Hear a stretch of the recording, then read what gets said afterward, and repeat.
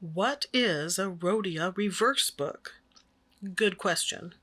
Hi, I'm Irene, and today I'm looking at this fountain pen friendly wire-bound notebook. Why? Because when it comes to fountain pens, I haven't explored that many paper options. This cost $10 at a local art shop, which is the same price as on Amazon. It's 8¼ inches by 8¼ inches.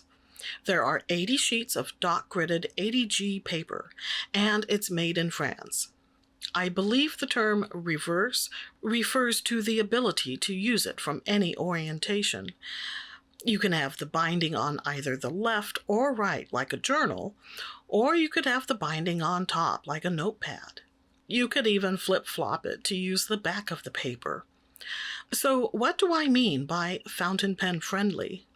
Well, it's a high-quality paper that's very smooth and doesn't display negative effects, such as feathering, bleeding, show-through, etc., as much as regular paper does. Now, as far as I know, there is no perfect paper for all inks, so there may be surprises. But on the whole, I'm really pleased with this paper's performance. To demonstrate this notebook, I used my new Kakimori brass nib to sample each of my fountain pen inks. There are about 20. Wow, that's more than I thought. But a while back, a kind viewer surprised me with 7 vials of various inks, many of which I'd already been coveting. So, yeah, I had a good amount to show off in this session. In fact, while I was recording, I kinda got caught up in the lovely colors and spent a good deal of time just oohing and aahing over them. I really had to wield the editing scissors to keep things on track. Seriously, it was quicker and easier to cut my own hair. That was a couple of months ago, and I did a pretty decent job of it. The length is just right now.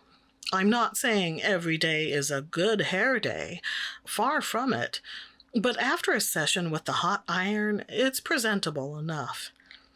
Look, after 5 decades of thick, unmanageable hair, I'm thrilled that it's finally thinning out a bit. If I didn't have a lumpy head, I'd have shaved it years ago. And I know it's lumpy because I can feel it with my fingers. My mother often mentioned how, when I was a baby, I fell out of the crib and cracked my skull open. I really hope that was hyperbole. I mean, can you imagine? She would have had to scoop my brain into a dustpan and shove it back in. And since I was the last of 8 kids, she'd be all nonchalant about it, too. Like, "This is the last brain I'm saving. Next time, do it yourselves." So when producer Mike and I were last at the Artist and Craftsman Supply in downtown Tacoma, I grabbed this book from their Rhodia display tower. Grabbed. That makes it sound as if I shoved it under my jacket and snuck out without paying. No, I am not a shoplifter. At least, not since I was 6 years old, when I pocketed a radish from the produce department at Safeway. A radish. How Dickensian of me. The red color was so attractive, and I was curious about how it would taste, but I knew it was wrong to take it. It might have been my first real brush with a moral dilemma, so I'm sure I looked guilty as all heck. The worst part was when we got home, because that's when I sneakily pulled it out and popped it into my mouth. Of course, I immediately spat it out. I mean, what 6-year-old likes radishes?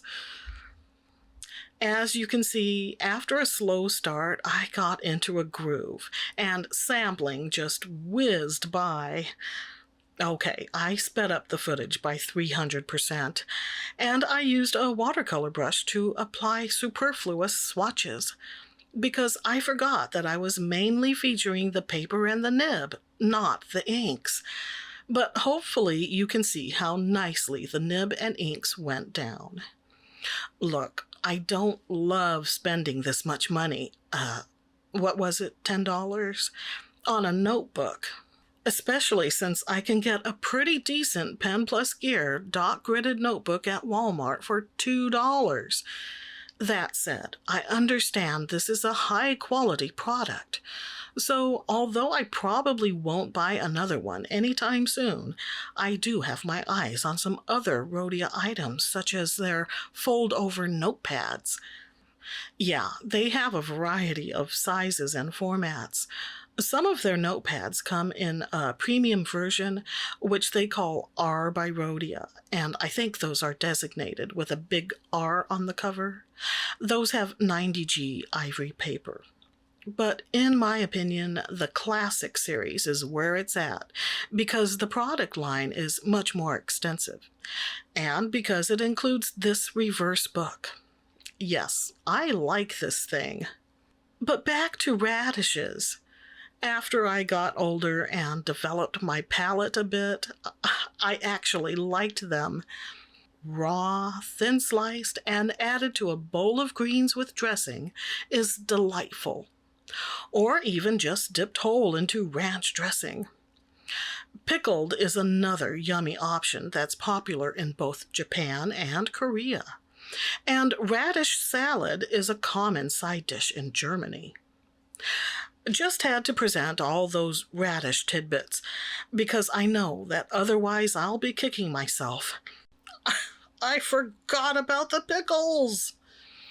After all, if you haven't had diced takuan in your tuna salad, you haven't really lived.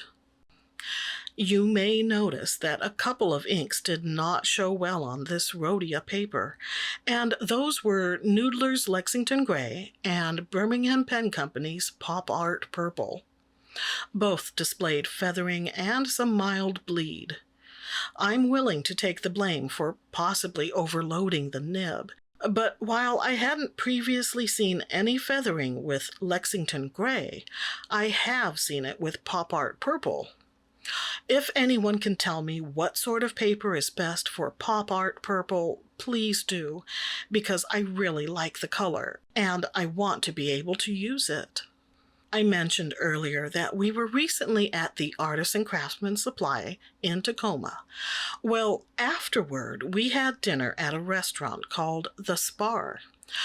Okay, it's a tavern, but it's a nice one, I swear.